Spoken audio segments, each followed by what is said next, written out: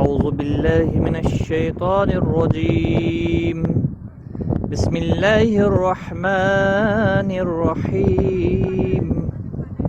قل أعوذ برب الناس ملك الناس إله الناس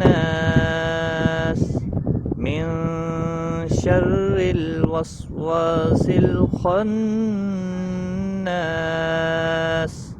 الذي يوسوس في صدور الناس من الجنة والناس. صدق الله العظيम।